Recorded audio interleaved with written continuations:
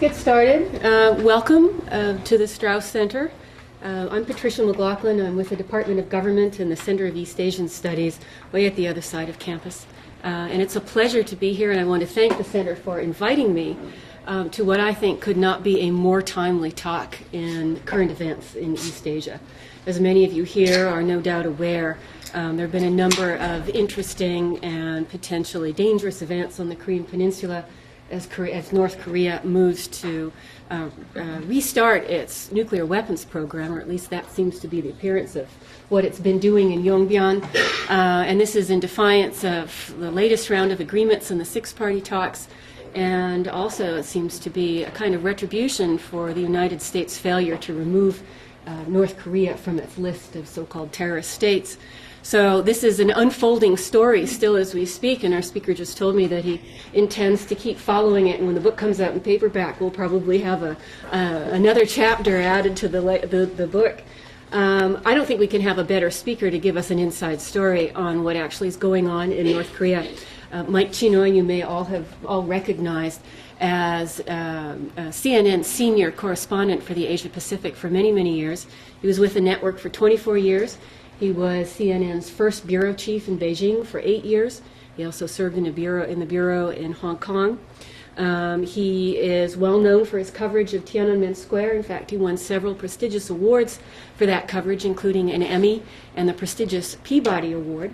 And he's also written on China. He wrote a book called China Live, People Power and the Television Revolution. Since 1989, he has made an astonishing 14 visits to North Korea as a correspondent, and one of those visits was as the sole correspondent accompanying former President Jimmy Carter to Pyongyang in 1994 to try and broker a solution to the so-called first nuclear crisis. I'm not sure which one we're at right now. I think we're beyond the second, into the third or fourth. As a result of his experiences, he has taken a position as a policy expert. He's the Edgerton Fellow in Korea's Security at the Pacific Council and International Policy in Los Angeles. And he's here to talk to us today about a book that is literally hot off the presses from St. Martin's Press. It just hit the stands in August, called Meltdown, the story of the North Korean nuclear crisis. We'll follow what I'm told is the standard format for Strauss Center talks, about a half an hour of remarks from Mr. Chinoy, then we'll have another half hour or so for questions from the floor, and then we'll give you an opportunity to purchase this book, which I'm sure you'll be eager to get at a discount from our table here up at the front. So please join me in welcoming Mike Chinoy to the LBJ School.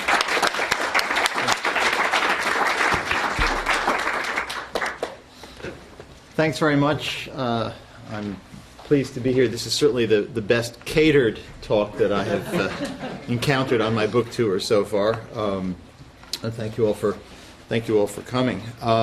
You're right. It is an interesting time to be talking about North Korea because, unfortunately, I think we're beginning to see the possible start of what I guess would be the third major North Korean nuclear crisis.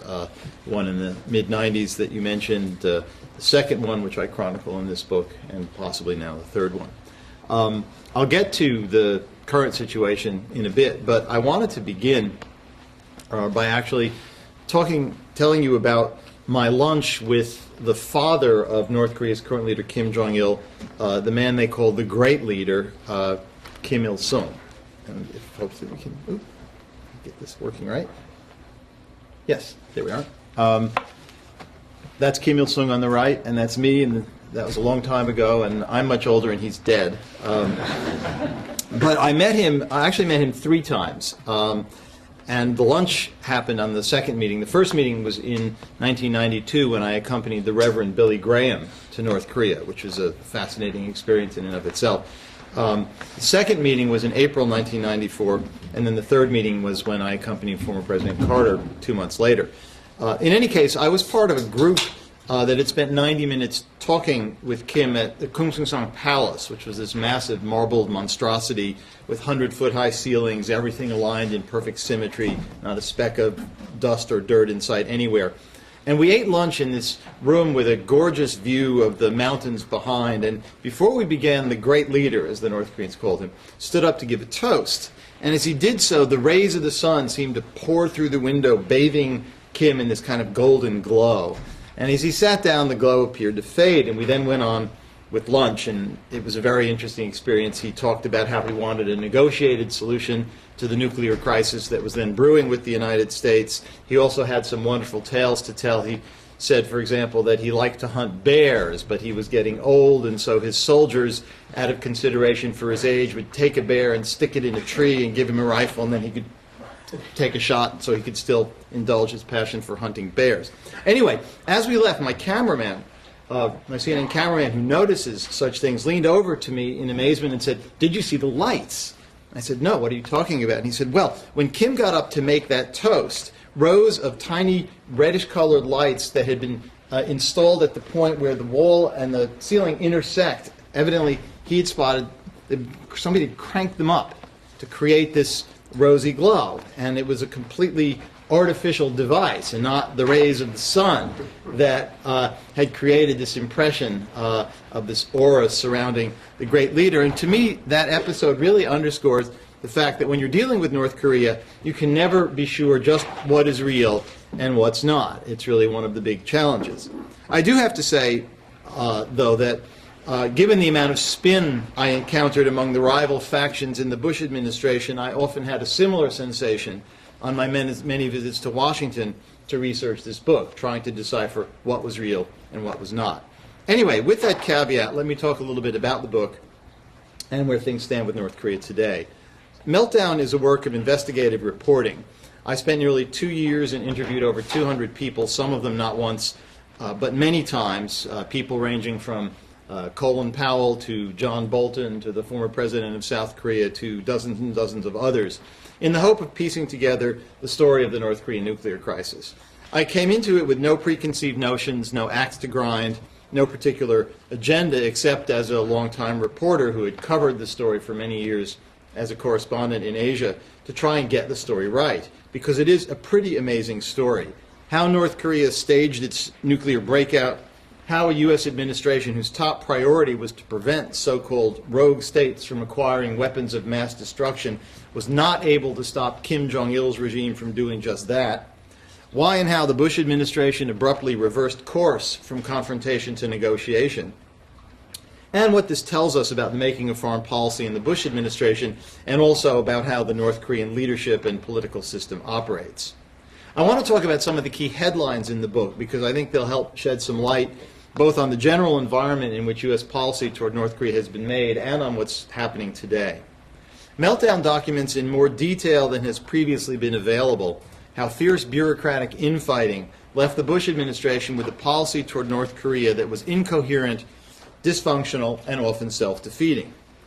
These battles between hardliners like Vice President Cheney and John Bolton, who was the ambassador to the UN, and others who opposed real negotiations with North Korea, and those who favored a diplomatic approach like Colin Powell, Assistant Secretary, and Powell seen here with Richard Armitage, his deputy, with President Bush, Condoleezza Rice, the current Assistant Secretary of State, Christopher Hill, and others, shape almost every development that I cover in Meltdown. And it produced episodes that would be comical if the stakes weren't so high. For example, Vice President Cheney personally intervening with President Bush to overrule Colin Powell's instructions to his negotiator at the six-party talks in Beijing in ways that the North Koreans were certain to reject, a development that could have jeopardized the entire six-party process. Powell and his deputy Armitage keeping to themselves and not sharing with other senior officials news delivered by North Korean diplomats to State Department officials that Pyongyang had begun reprocessing plutonium. Hardliners disparagingly calling the State Department's Bureau of East Asian and Pacific Affairs EAPsers, and mocking Assistant Secretary of State Christopher Hill as Kim Jong-Il. So this was the climate in which the Bush administration tried to forge a policy on North Korea, and it provides the context for the book's next headline. Meltdown details just how the stunning turnaround in the Bush administration's policy towards North Korea in the past couple of years took place. It shows how Assistant Secretary of State Christopher Hill seized control of the policy process, first by violating instructions from from his boss, Secretary of State Condoleezza Rice, and holding unauthorized bilateral meetings with the North Koreans. And then, after winning Rice over to his side by freezing out hardline opponents of engagement. As Hill negotiated with the North Koreans, he and Rice simply kept their bureaucratic rivals in the dark, not informing them in advance of key meetings and presenting agreements only after they'd been reached and Rice had convinced President Bush to go along. The normal interagency process in the government, preparing position papers, drafting talking points, circulating them through the bureaucracy, didn't happen. As one source described it to me, the policy process became Hill calls Rice and Rice calls Bush. Given the intense opposition among the hardliners to any deal with North Korea, this was probably the only way that Christopher Hill could have achieved the diplomatic breakthroughs that he did. But it's left him politically isolated and without a lot of friends and allies in Washington as the negotiating process reaches a critical stage, as has now happened.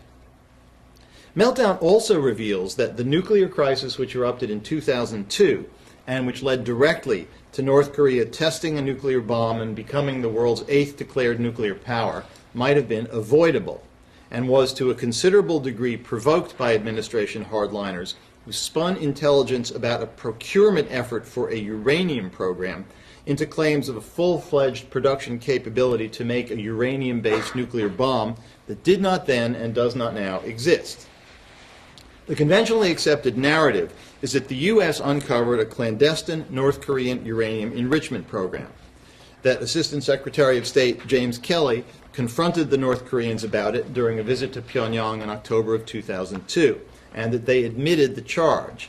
This led to the U.S. decision to cut off supplies of oil promised to North Korea in late 2002, triggering Pyongyang's decision to restart the Yongbyon reactor, frozen under the 1994 agreed framework deal negotiated by the Clinton administration, and then to stage its subsequent nuclear breakout, culminating in the 2006 nuclear test. Meltdown shows that in the spring and summer of 2002, U.S. intelligence did discover a North Korean effort to procure the components that could be used for uranium enrichment. But the intelligence found only a procurement effort. There was no credible intelligence then, and there hasn't been any credible intelligence since, to show that North Korea had or has an actual uranium enrichment facility that would enable it to make a uranium bomb. This is a really critical distinction. Given the enormous technical challenges involved in assembling a working system of centrifuges that could enrich uranium in sufficient quantities to produce nuclear weapons, the CIA in late 2002 believed it would be mid-decade at the earliest and possibly up to 10 more years before any such plant would be fully operational. The longer time frame meant that the issue, while serious, was not an immediate threat, and it might have been possible to negotiate a resolution to the matter without sparking a new crisis on the Korean Peninsula, had the Bush administration been willing to negotiate at the time. However, administration hardliners who were intent on killing the agreed framework, which they viewed as appeasement by the wimpish Clinton administration, seized on the issue to force a confrontation. After Vice President Cheney intervened directly with President Bush, the original talking points for Assistant Secretary of State Kelly for that trip in October 2002 were overruled, and he was given instructions for his trip not to negotiate. Instead, his instructions dictated that he simply tell the North Koreans they had to abandon their uranium program before any progress on any other issue was possible. He was also ordered not to observe normal diplomatic courtesies, such as holding a reciprocal banquet for his North Korean hosts, or even making a toast at a meal they hosted for him upon his arrival. Although at the time, Kelly and the other members of his delegation came away convinced that North Korea's first vice foreign minister, Kang Suk-ju, had admitted the uranium allegation. Interviews with many members of Kelly's group, plus with others who later saw the transcript, raised serious doubts about whether, in fact, the North Koreans did make that admission. The actual language was much more ambiguous, talking about North Korea's right to have such weapons, but not saying explicitly that they had them. I should point out that the Bush administration continues to refuse to declassify the transcript of that meeting, despite repeated requests under the Freedom of Information Act. In the book, I also note that the North Koreans at the same meeting did offer to negotiate a solution to the controversy, but it was an offer that Kelly was under instructions to reject. A secret message from Kim Jong-Il to President Bush sent the following month through 2 American intermediaries, which also urged talks, was ignored by Washington. Finally, Meltdown highlights some key aspects of North Korean behavior. There's a conventional view that Kim Jong-Il, the North Korean leader, is crazy and irrational, someone who's impossible to deal with. The reality, based on interviews with a number of people who had met and negotiated with Kim over the years, including former Secretary of State Madeleine Albright and South Korea's former President Kim Dae-jung, is rather different. Kim Jong-il is invariably described as smart, shrewd, well-briefed, very much in charge, and throughout the crisis has a clear strategic goal, which is survival. Let me share one anecdote that I think is really revealing about the North Korean mindset. On one of my visits, I was taken to the mausoleum that houses the embalmed remains of the great leader Kim Il-sung, who died in 1994. And when you visit, you join this vast throng of somber-faced North Koreans, and you glide across a moving walkway that runs for almost a kilometer until you reach a series of vast marble corridors. These lead to a giant chamber with a big white marble statue of the great leader illuminated from behind by pink lights to give the effect of the rosy glow of dawn. They love this rosy glow effect in North Korea for some reason. Anyway, you go then up a set of stairs into a cavernous room where Kim Il-sung's remains are under a glass sort of sarcophagus. He's covered with a flag from the chest down. He looks curiously shrunken. And after you pay your respects, you follow the faithful down a set of stairs to a number of other rooms. In one room, the North Koreans had somehow managed to install Kim Il-sung's favorite train carriage, because like his son, he didn't like to fly, and a bulletproof Mercedes given as a gift to his father by Kim Jong-il. And then you get to the final stop, which is the point of this story. It's an exhibition containing some of the 140,000 gifts the great leader received from foreign dignitaries in his lifetime. Among the items on display were a big belt of merit order from the Polish People's Republic, the Order of Freedom First Class from the People's Socialist Republic of Albania, a medal from the Lenin Centenary of the Soviet Union, and the Karl Marx Order from East Germany. And what's striking is how many of these gifts came from states that no longer existed, and from communist leaders like Romania's Nicolae Ceausescu or East Germany's Erich Honecker, Albania's Enver Hoxha, who had been toppled and tossed, in the old communist phrase, onto the dustbin of history. They were all Kim Il-sung's contemporaries. He outlived them all, and his system, for all its weirdness, has outlasted theirs. And now, in the post-Cold War world, deprived of its longtime alliances with the Soviet Union and China, regime survival, keeping the system intact in a hostile world, has become the all-consuming priority of the North Korean leadership. And understanding this issue from Pyongyang's point of view, I believe, is the key to making sense of North Korean behavior today. In North Korean eyes, the key to survival at a time when almost all the world's other communist states have collapsed is the United States. Pyongyang believes that only the U.S., its longtime enemy, now the world's only superpower, can provide the security guarantees to ensure that North Korea doesn't follow its former communist comrades into oblivion. In the same vein, the North Koreans believe the U.S. holds the key to the international community, to recognition, trade, and aid that might pull the country out of its economic decline and ensure its long-term viability. So that, in my view, is the heart of North Korea's international strategy, and you can see it very clearly on the nuclear issue. Many have seen North Korea's move to develop a nuclear capability as the latest step by a wacky and irrational regime. But a much more plausible explanation, in my view, is that North Korea sees nukes as the only way to ensure its security against a hostile U.S., and that they might, for the right price, real security guarantees from Washington, the lifting of sanctions, economic aid, diplomatic recognition, be coaxed into abandoning them. Moreover, when treated with respect in a genuine negotiating process of give and take, which, incidentally, they repeatedly appealed for from the moment George W. Bush took office, the record shows the North Koreans have been open to resolving their differences with the U.S. through negotiations. Even at moments of extreme tension, as I document in Meltdown, the North Koreans have consistently signaled their desire for talks, and here is one example. It was largely ignored at the time, but in their official statement announcing their nuclear test, when they actually tested a bomb in October of 2006, the North Koreans declared that that Pyongyang said it still remains unchanged in its will to denuclearize the peninsula through dialogue and negotiation, the DPRK, which is Democratic People's Republic of Korea. is ready for both dialogue and confrontation.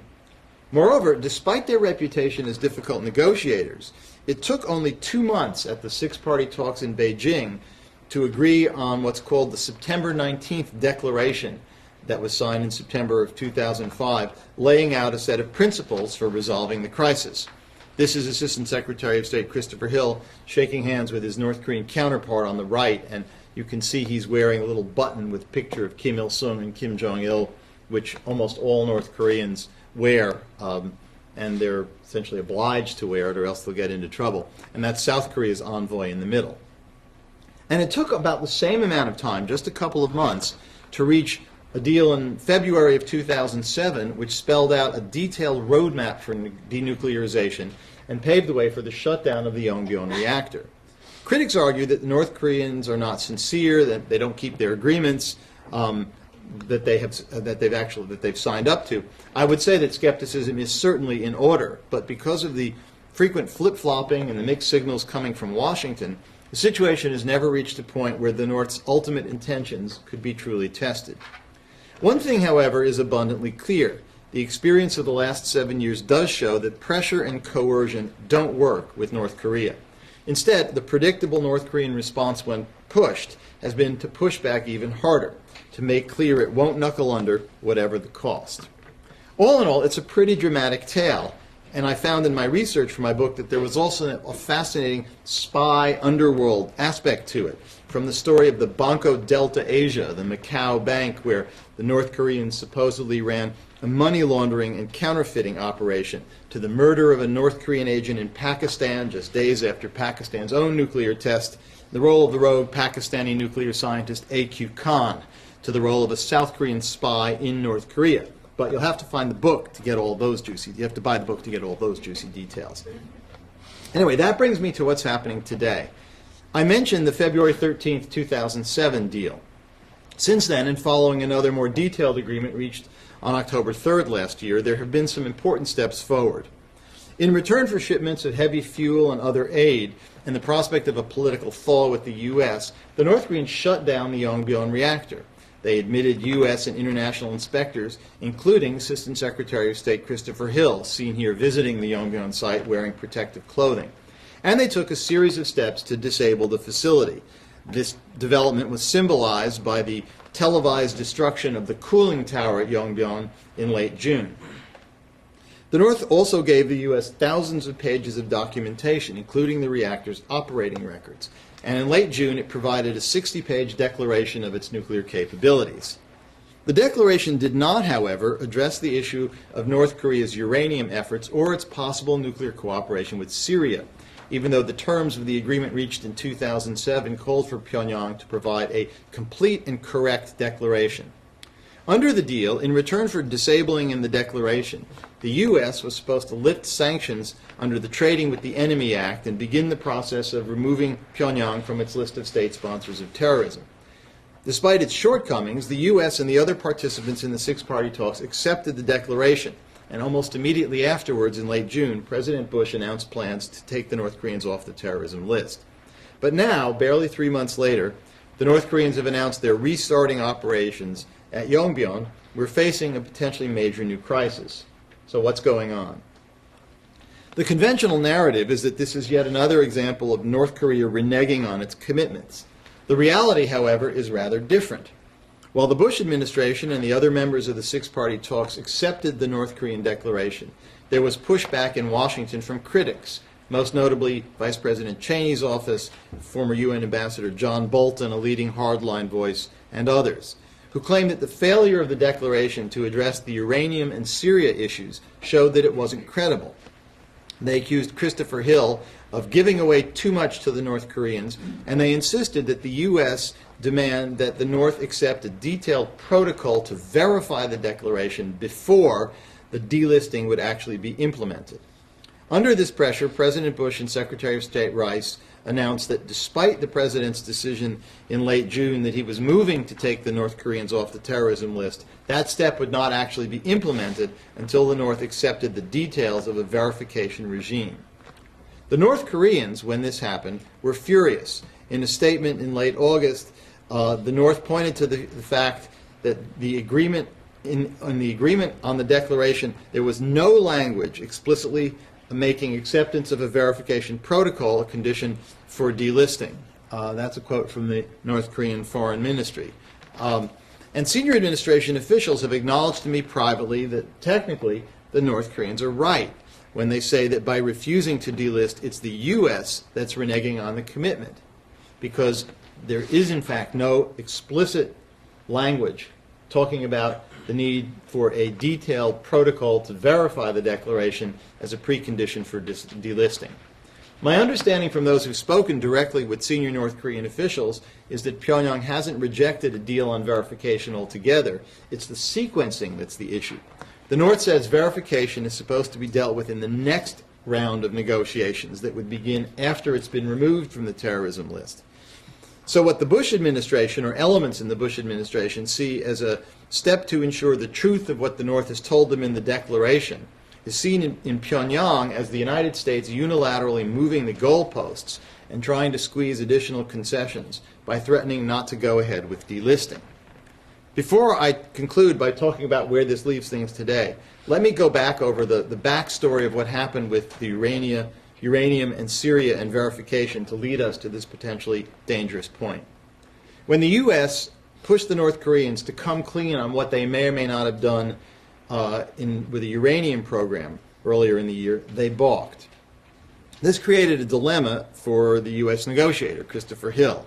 If he had insisted on a full accounting of uranium, the process might have collapsed without the North Koreans providing information on its plutonium program, which was the most immediate threat to U.S. security. After all, the North Koreans had already manufactured enough weapons-grade plutonium at that Yongbyon reactor to make anywhere from 6 to 10 bombs and had staged a nuclear test. That was the immediate threat. In contrast, while getting to the bottom of what may or may not have happened with uranium was a serious concern, the reality is that the U.S. has no credible intelligence, as I mentioned earlier, that North Korea has ever had a production-level capability to enrich uranium. As I mentioned, in 2002, the intelligence that sparked this whole crisis was about a procurement effort. The North Koreans trying to acquire the bits and pieces to make such a facility, but there's no evidence they actually succeeded in doing so, and it appears that at best they're years away from actually being able to make a uranium bomb if they have that capability at all. On the issue of Syria, there is a similar dilemma. The Syria question came to public attention when Israel destroyed a site in the Syrian desert in September 2007, where Damascus was allegedly building a nuclear reactor with North Korean help. This is a satellite picture taken of this site in August of 2007. You can see in the square facility in the middle. Indeed, if the North was helping Damascus to build a nuclear reactor modeled on Yongbyon, that is very worrying. But in any event, in September of 2007, the Israelis leveled whatever it was the Syrians were building, where, by the way, there's no evidence that the North was making any fissile material, stuff you can actually put into bombs, but it appears to have been more assistance in terms of constructing the building. So the site and the immediate threat that it posed no longer existed. So as with the uranium issue, again, Christopher Hill faced a choice. Do you risk jeopardizing real progress on the immediate threat, which is your plutonium at the Yongbyon reactor, by demanding a North Korean confession about a project the Israelis had destroyed? Or do you try and find some compromise that would keep the process of disabling Yongbyon going and hope to try and get to the bottom of the uranium and Syria issues at a later stage of the negotiations? In both cases, Hill chose to avoid a confrontation in the hope of keeping this disabling process moving forward. The deal he reached with the North Koreans was that in side documents to the main declaration of their nuclear capabilities, the North Koreans would, quote, acknowledge what they had been told by Washington about uranium and Syria. The clear understanding was that the U.S. would press for more details going forward, but Hill argued it was a mistake to allow these two less immediate concerns to block movement towards getting North Korea out of the plutonium business now. Once Pyongyang provided the declaration, it was supposed to be taken off the terrorism list.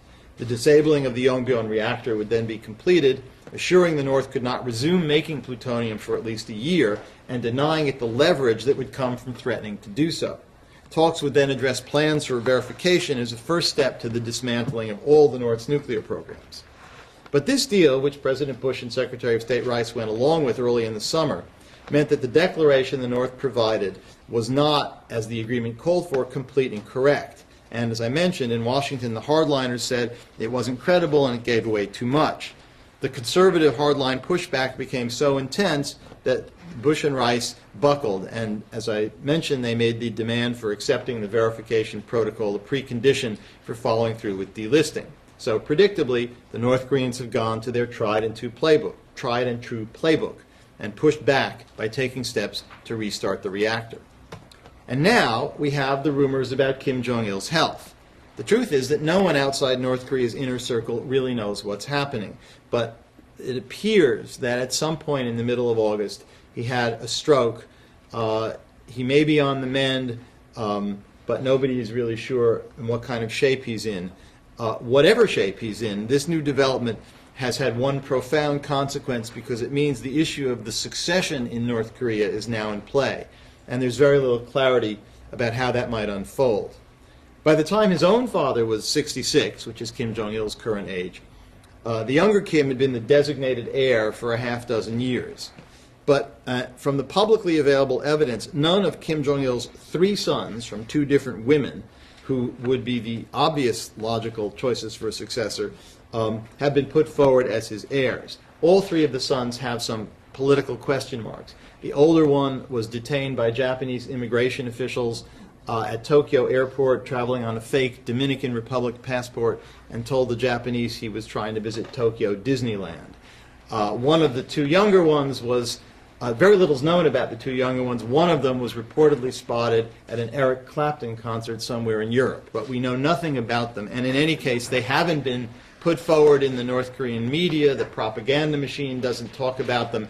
None of the groundwork has been laid for them to continue this unusual family dynasty. So no one is sure what's going to happen. Some have predicted a North Korean collapse if Kim Jong-il leaves the scene. I'm actually not so sure. My guess is that if he did die, the military would take over and rule in his name. I don't think we would see an earlier catastrophic collapse of the North Korean system, although Pyongyang might well become much more difficult to deal with in its negotiations on the nuclear issue. I should note that, as best I can tell, the North's moves in relation to this controversy over the delisting, restarting the reactor, preceded Kim's illness and are consistent with its past behavior, but its current attitude may well be influenced by the fact that there is some uncertainty about the leadership. And given all the stresses in North Korea internally, it's impossible to predict the future course of events with much confidence. Often lost in this exceptionally complicated picture is the big picture. As I've noted, for years what the North Koreans have wanted is an end to their conflict with the U.S. in order to ensure the survival of the current leadership and system. Until Pyongyang is convinced that's going to happen, from a North Korean perspective, holding on to its bombs has a certain logic. Given the lack of trust between Washington and Pyongyang, and the way, as I mentioned here in Chronicle in greater and much more colorful detail in Meltdown, it's become much worse since George W. Bush took office. It would frankly be unrealistic to expect the North to take the dramatic step of giving up what it sees as the key to its survival without a correspondingly dramatic series of gestures from the United States. Many analysts are doubtful that the North would ever willingly abandon its nukes. I think that's a legitimate concern. Moreover, if Kim Jong-il is incapacitated or if he dies, the odds of the regime taking such a step are even smaller. No way are they going to consider taking such a step in the near future.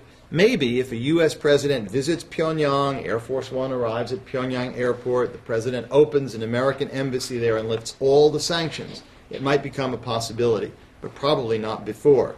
Long, difficult negotiations and many confidence-building measures will be required, even under the best of circumstances. And unfortunately, we don't really have the best of circumstances. With a nuclear arsenal developed and expanded in large part in response to what he saw as the Bush administration's efforts to do him in, Kim Jong-il has much more to give up now. Unfortunately, North Korea is in a position to demand a much higher price from the United States for any future moves towards denuclearization than would have been the case had the Bush administration chosen the path of negotiations at the start. And if the administration sticks to its guns and can't find a compromise to get around this issue of taking the North off the terrorism list, the North will carry on with starting up the reactor, and just after a new president takes office, they could be in a position to have their nuclear program up and running again. It could be the first big international crisis for President McCain or President Obama. And it will be a crisis where there are few good options, with the likeliest outcome that North Korea, despite its weaknesses, despite the fact that it's facing a deeply uncertain leadership transition, may well, for a good long while yet, get away with becoming and remaining the world's 8th declared nuclear power. So I'll stop there and happy to take questions and discussion. Thanks very much.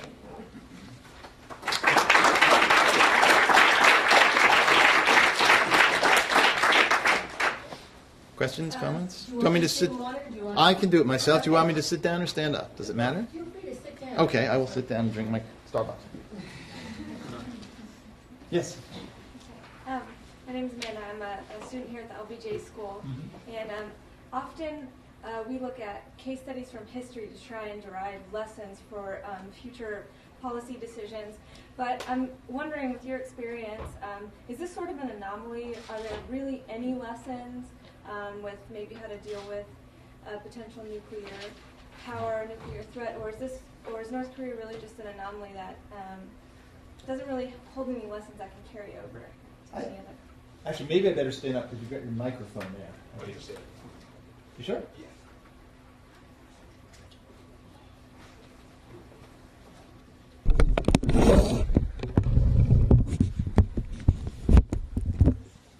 And clearly, North Korea has its own idiosyncrasies and unique qualities, but I think there are some lessons. One lesson is that an ideologically driven foreign policy, however emotionally satisfying, all too often doesn't work. You can understand the impulse behind the views of the hardliners. The North Korean system is a horrible one. The plight of its people is terrible. It's got a leadership with the most extreme personality cult of modern times. But just because it's horrible you can't wish it away. And I think one of the lessons here is that an attempt to confront North Korea, unless you're prepared to go as far as it takes, becomes counterproductive. One critic that I interviewed for this book described the views of the hardliners, and to the extent that it dominated the administration's approach to North Korea for the first half dozen years that the president's been in office, as an attitude rather than a policy. With North Korea, you're dealing with a regime that let nearly 2 million of its own citizens starve to death in the late 1990s. So if you don't let them import color TV sets or luxury items or sanction them in other areas, there's no evidence that that's going to produce a leadership change. There was a wonderful quote at the height of pushing for sanctions when they announced that I think they were going to ban shipments of Hennessy cognac or something. And some columnist wrote that unless they use Hennessy cognac to fuel their missiles, the sanctions aren't going to have much effect. And that leads to the second point, which is, and this is a pattern that you've seen you see it now with Iran, and it was in the early days of the Clinton administration a pattern that we saw in the first nuclear crisis, which is the debate over should you negotiate with bad guys, and there's a famous quote attributed to Vice President Cheney, "We don't negotiate with evil, we defeat it." Well, the reality is refusing to negotiate in the case of North Korea did not defeat the threat from North Korea. It simply made the North Koreans more determined than ever to acquire a nuclear capability. And now, because it took them so long to get around to negotiating, the program they're trying to roll back, which in 2001 may have consisted of enough weapons-grade plutonium for 1 or 2 bombs, now may have enough for 6 or 10. They've staged a test. They've told their own people they're a nuclear power. It's going to be a lot harder to roll it back. There is this tendency to make negotiation on the part of the Bush administration and the early Clinton administration to make negotiations seem like a concession rather than the tool to extract concessions. So I think another lesson is that serious diplomacy is worth a try, partly because you might get somewhere, partly because if you fail to get somewhere, you'll have a much better chance of rallying the international community and your friends and allies to take tougher steps. I think it was very evident in the case of North Korea that when Washington really wanted to get tough, no matter how irritated the South Koreans, the Chinese, the Russians were with what the North Koreans were doing, they weren't going to buy into a confrontation. They're in the neighborhood. They would take the fallout from implosion, collapse, war, instability.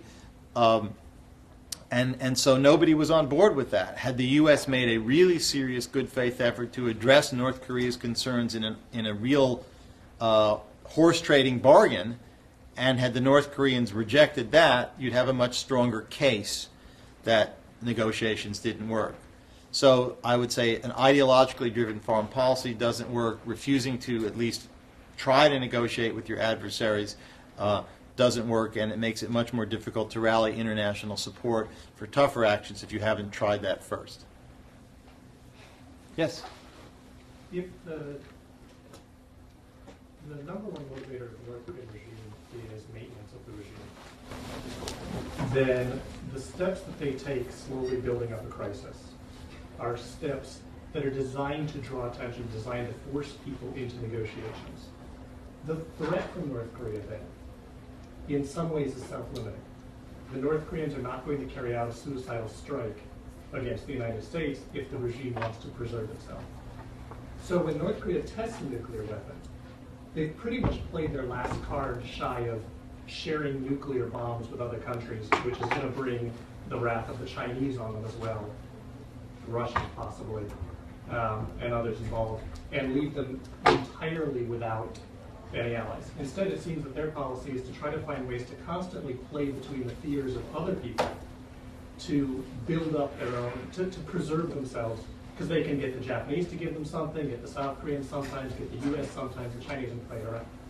So is it and I don't necessarily agree with the policy that the administration had, but is it a dumb policy to try to ignore the North Koreans into submission, which is in some ways what the first 6 years were? They weren't confrontational. We weren't loading airplanes over there. We weren't flying bombers over them. We were simply ignoring them to death. It's like treating them like a kid in the candy store who says, "I'll hold my breath until you give me candy." Well, he'll let him hold his breath until he passes out. So when we look at he's going to breathe again.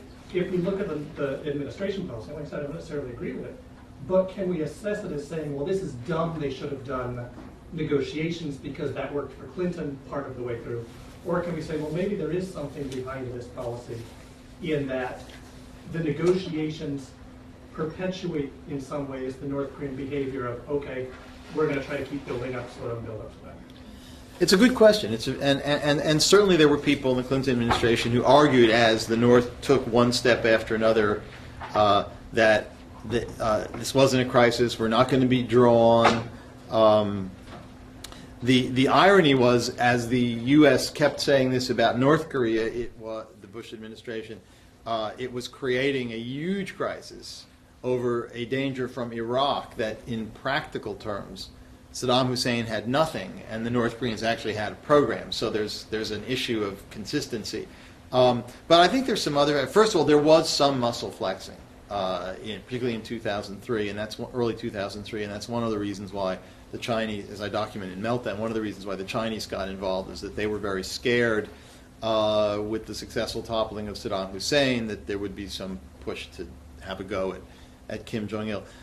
There's a second issue, which is, what does it do to the whole international regime of trying to control the spread of nuclear weapons if a state goes from a frozen program and a modest amount of plutonium to a restarted program, manufacturing plutonium, making bombs, testing bombs?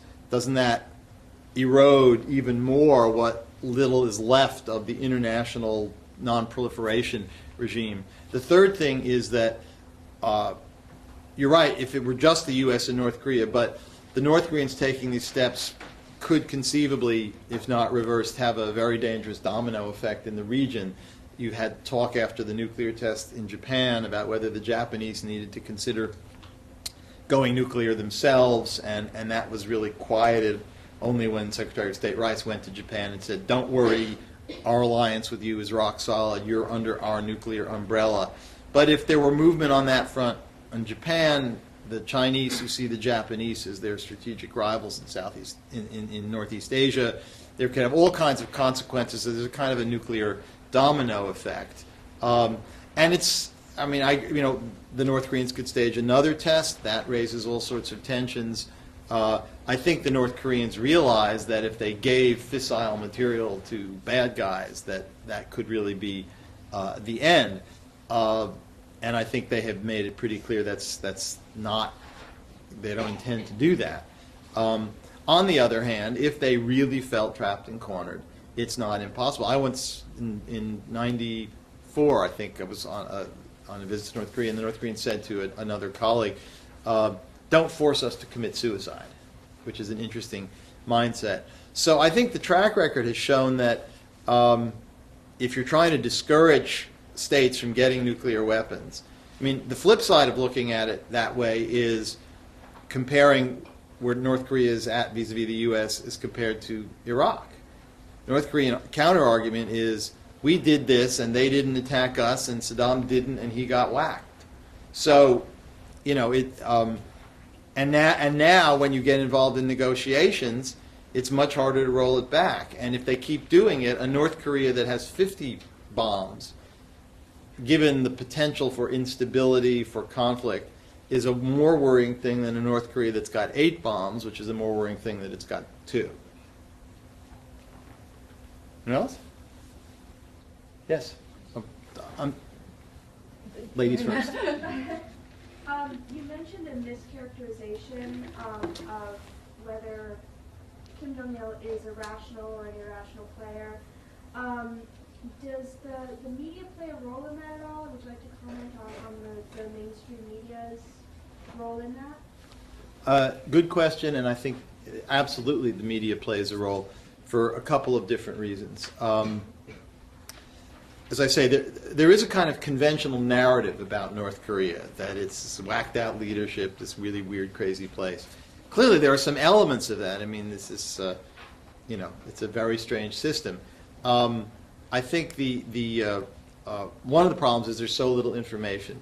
One of the problems is that the coverage, there are very few people in the mainstream media who are as consumed with the minutiae of the North Korean issue as the few eccentrics like me and a handful of others who just really focus on it in great detail all the time. If any of you were able to follow what I said, you will see how incredibly complicated it is. And if you are writing for the Associated Press or CNN or, you name it, you've got daily deadlines, you've got 800 words, you've got 1 minute and 45 seconds.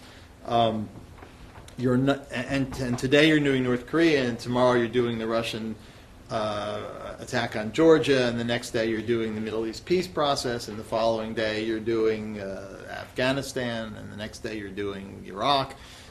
It's almost impossible by definition to get beyond that. Moreover, particularly in Washington, where people are spinning like crazy, the people you talk to tend to sort of buy into certain narratives. And so I think it takes a kind of conscious effort of will to resist that, to take one step back, to try and fit this in the bigger picture. And the issue of this delisting is an absolutely classic case in point, because most of the media coverage, until just in the last few days, most of the media coverage has completely reflected the prevailing line of the administration, which is the North Koreans are flagrantly violating their commitments. The reality, as I've tried to indicate, is that it's much more murky, and you can make a plausible case that to some degree it's the U.S. reneging on its commitments that's triggered this scary North Korean response, and not the other way around. And there was an editorial the other day in the New York Times about this.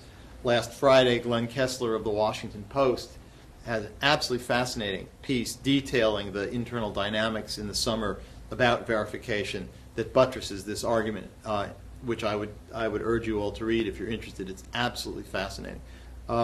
But he's one of the few people who has really followed this in great detail. So I think the media does contribute to this kind of caricature, stereotypical view that hinders understanding as much as adds to it. Yes, I'm sorry. You. Is there any evidence, though, in the past 50 years that negotiation has been successful with this or the previous? Yeah, I think it depends how you define success, but I think the answer is yes. Okay, what concessions have we got? Well, in 1994, the agreed framework put a halt to operations at the Yongbyon reactor at a time when the North may have had enough weapons-grade plutonium for 1 or 2 bombs. That not happened. By the time they restarted the reactor in 2003, they could have had enough plutonium for 70, 50, 75, 100 bombs. So that agreement prevented the North from having a much larger and potentially more dangerous nuclear arsenal. So I think that's one agreement. There have been a number of minor agreements. There was a period of a number of years when the North Koreans allowed the U.S. military to send people to look at sites for MIAs. There are lots of problems with it, but the point is that a mechanism existed where that could be addressed. The agreements in the last, there was an agreement in 1998. The U.S. intelligence identified a suspect site in a place called Kumchang-ni, which they thought was going to be an underground site for a nuclear reactor, and there were difficult negotiations, but in the end, the North Koreans agreed for a very modest fee of shipments of food, by a modest price, to let a team of Americans in to inspect the site. They discovered that whatever the spy satellites picked up was wrong, and whatever it was, it had nothing to do with the nuclear program. But again, it was a case of access that was arranged. And the 2 agreements that were reached last year, once those agreements came into force, the North Koreans ceased operations at Yongbyon in July of 2007. They readmitted the IAEA and American inspectors. They took a number of steps to begin the process of disabling it, and so until now, a site that was producing weapons-grade plutonium pretty consistently from early 2003 until mid-2007 ceased to do so. So I wouldn't argue for a minute that it's easy. I certainly accept that one shouldn't trust the North Koreans further than you could throw them, that there are lots and lots of problems, but I think the track record is that it is not impossible to do business with them. And given the alternatives, which are all pretty bad, and this is one of the problems for any policymaker, you look at what's out there, there's no good choices. Dealing with them is horrible, because if you give them goodies to get them to roll back their nuclear program, you're propping up an odious regime. Having no deal so that they move ahead and become an even more potent nuclear power is a bad deal. The military option is a terrible deal. The if you look at the map, the South Korean capital is a 45-minute drive from the demilitarized zone, and the North Koreans have 10,000, 15,000 artillery tubes within easy range of Seoul. So any military strike, even if you could identify where they actually kept their bombs, which is certainly not at the place where they made the weapons-grade plutonium, so wiping out Yongbyon wouldn't do that much good. But it would certainly precipitate, conceivably, the destruction of the South Korean capital. They have missiles, medium-range missiles that could reach targets in Japan. They have a long-range missile that might or might not reach targets in the continental U.S.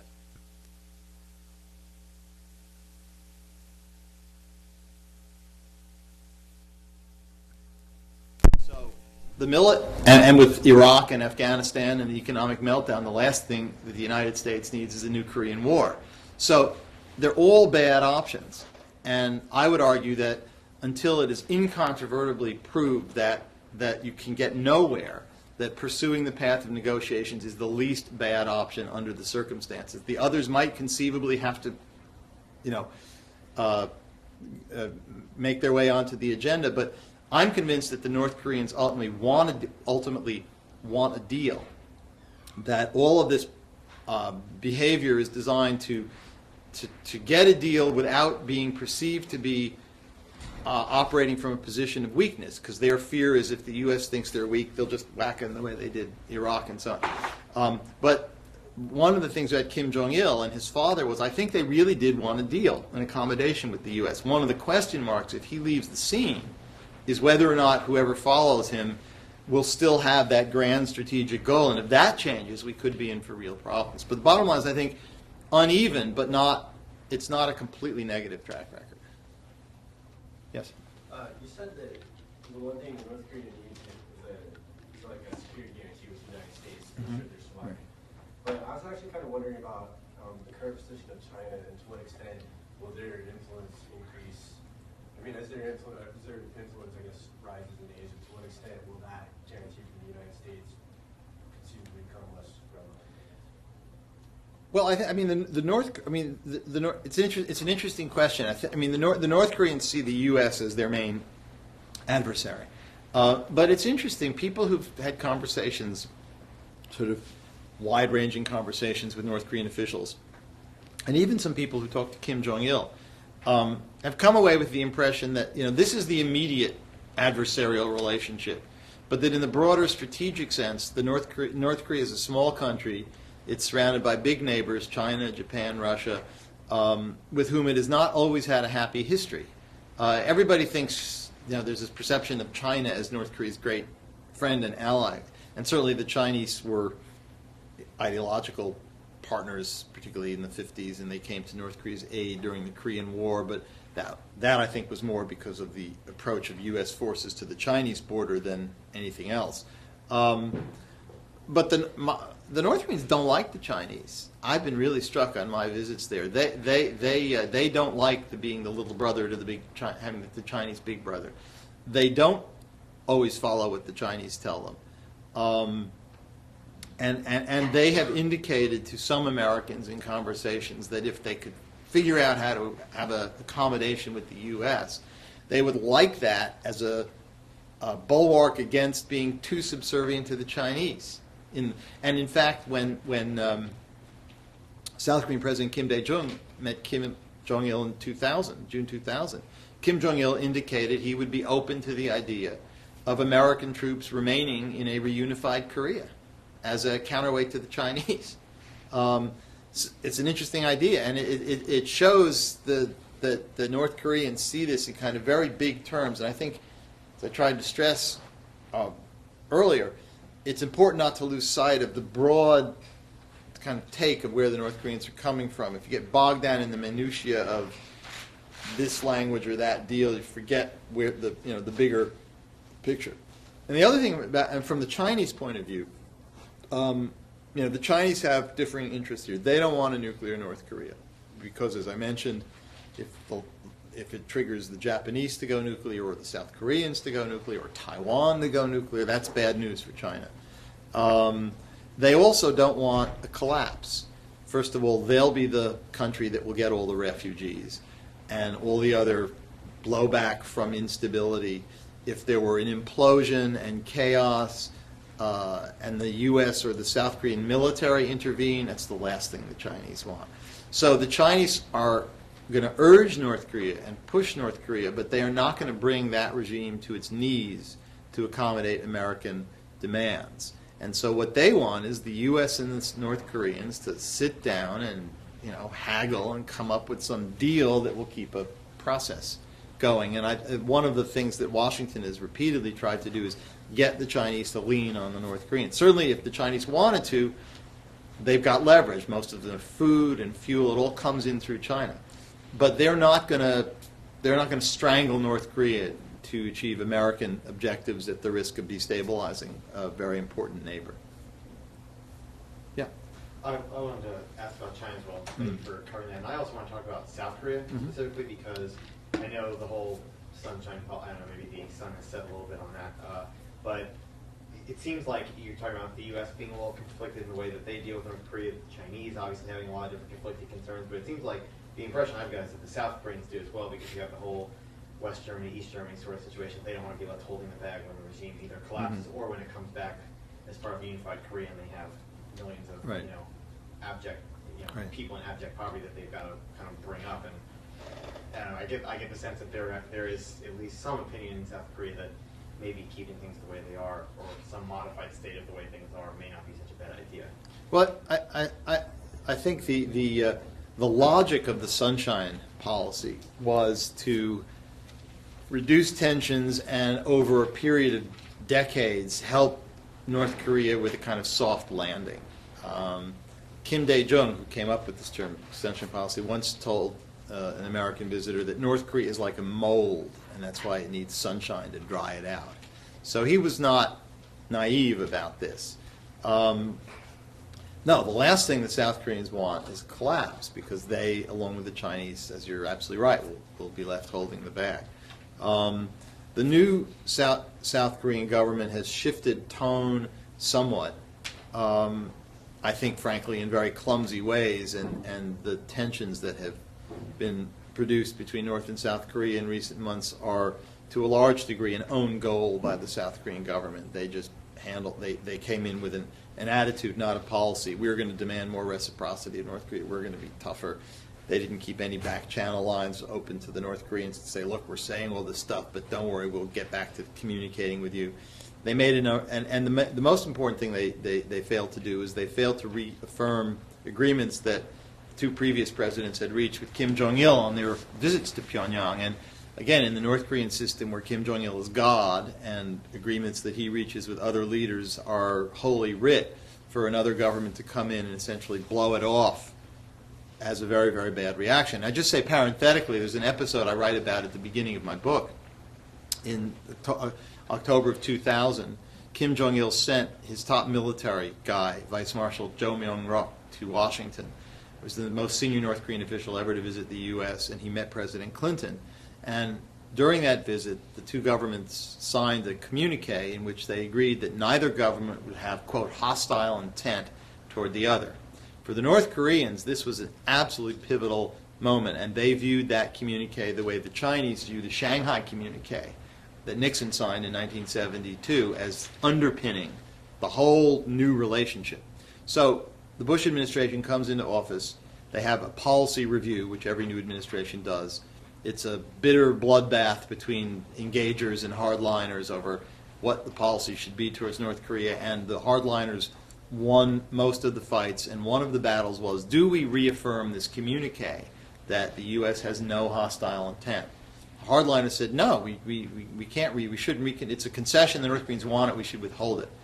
The engagers said that's a bad idea because the North Koreans set great store by it. So they didn't reaffirm it, and one of the senior State Department people said to me, the people didn't want to reaffirm it because reaffirm that they had no hostile intent because they did in fact have hostile intent toward North Korea.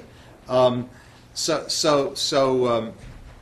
North Koreans, these things carry a lot of weight with the North Koreans, and so now you're beginning to see signs that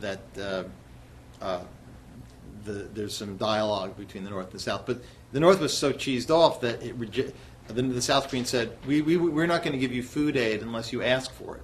The North Koreans said, we're not going to beg for food, we'll rather go hungry. Of course, the leadership isn't going hungry, the people are going hungry. But even this government recognizes, when you talk to them, that some engagement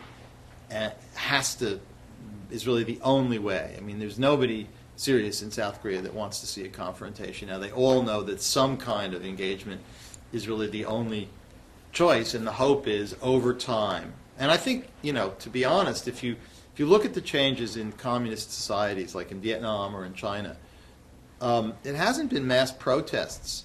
The things that have changed there have been the result of foreign investment and blue jeans and rock and roll and Coca-Cola and students coming to study at the University of Texas and other places and so on.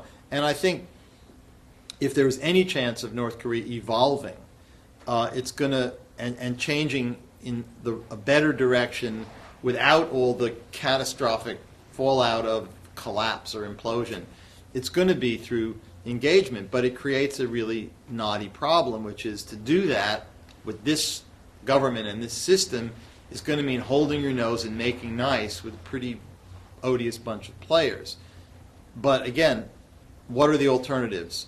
But it's a hard sell. The president's going to go on TV and say, we're going to bring these guys down by paying for 1,000 North Koreans to come study business at the University of Texas. It's not going to sell. But I think in the long run, there's more likelihood of possibility of change. And just one other point about collapse, which people forget about. It's be very emotionally satisfying to see this regime go down, no question. But the one scenario that in my mind has the most likelihood of leading to North Korean nuclear material, the stuff that you make bombs, getting into the hands of grade A bad guys, is internal collapse or instability in North Korea, civil strife, conflict between rival generals or military factions, where whoever's got the control over the nuclear sites doesn't have it anymore. And that is the one circumstance where I could conceive that a rival faction that's losing needs money to buy weapons for the civil conflict, and so Al-Qaeda gives them $100 million. They get a lump of plutonium like this they can blow up in New York. So again, be careful what you wish for, because it may turn out not to be the outcome that you think. Kind of like Pakistan. Yes, the subject of my next book. Yeah. What do you read? What will Colin Powell think of your book? I think he'll think it's fair. One of the things I was saying to Patty before, one of the interesting things since the book came out, none of the major players have challenged the substance of any of the reporting. People can agree or disagree on lots of things, but nobody has come out and said, you know, I was at that meeting and it didn't happen that way. And so I've been gratified that on all the sides, because I tried. I mean, you could clearly see from my comments that I'm critical of the administration, but I didn't come into this to write a book that was critical of the administration. I came into it to recount a story, and I spent a lot of time and effort to talk to everybody on all sides of the issue to get them to agree to let me put their comments on the record, so that when these meetings are recounted, you have the words of the people who were there on all sides of the issue. I think the fact is that when the Bush administration came into office, North Korea had enough plutonium for 1 or 2 bombs, and now it's a declared nuclear power with enough plutonium for 6 or 10. So by any standards, that's a policy failure. But my impression is that pretty much everybody who's involved in it has accepted that the actual recounting of the events is just absolutely straight. Let's take 1 or 2 more, and then we'll Then you can all go buy books. That's right. Yeah, I just want to ask, what's your take on North Korea accepting the New York Philharmonic Orchestra into Pyongyang? Because it's sort of almost similar to ping pong diplomacy, between China and the United States. But from my perspective, I don't see that it really has had much of that effect. Well, I think it was potentially important. Unfortunately, the process seems to have gotten derailed. But I mean, it was a North Korean idea, and I think political symbolism matters here on a couple of levels. I think the North Koreans were trying to communicate to an American audience that they weren't all monsters with horns on their heads. I think there was a lot of important domestic symbolism. The concert was broadcast live in North Korea. And for a North Korean radio or TV audience to have an American institution play the Star-Spangled Banner while North Korean officials stand respectfully at attention is pretty important symbolism, that because part of the issue on both sides is a psychology of a half century of misunderstanding, hostility, enmity, and so on. And so I think it was intended to be that. I mean, it's an orchestra. It's not, the president, and it doesn't. They didn't bring any plutonium out of the country or anything like that. But I think it had an important intended symbolism, and I think it reflected the fact at that point things were going relatively well. The general vibes were good. The cooperation in disabling the reactor was moving ahead. The North was getting the bulk of the aid that it had been promised, although a lot of it, for a variety of reasons, was late. And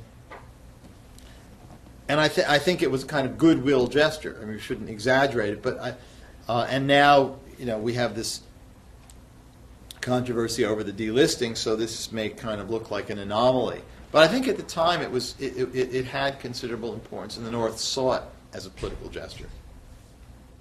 One more? Or do you? Yes. If not, if you don't want to take any more questions. No. I go on all Okay, night. yeah, It's, no, I live and breathe North Korea. I'm happy to talk about it. You talked about survival of the regime. I was wondering how important the survival of the ideology was, if that's something that... Yeah, I mean, the thing about, the survival is, they have this system. It's based on this kind of dynastic. I've described it as kind of religious cult disguised as country. You have the Holy Father and the Son and the sacred ideology, Juche or self-reliance, and a society that's organized around mass worship of the leader. And that's what they want to preserve.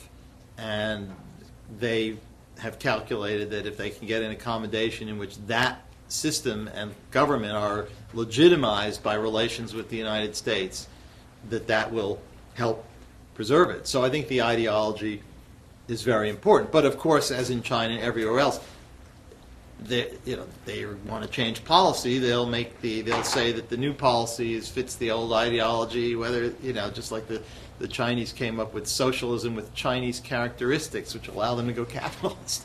The North Koreans have done that, but I don't think that there would be any problem making those adjustments if they felt they needed to. All right. Okay, well, thank you very much.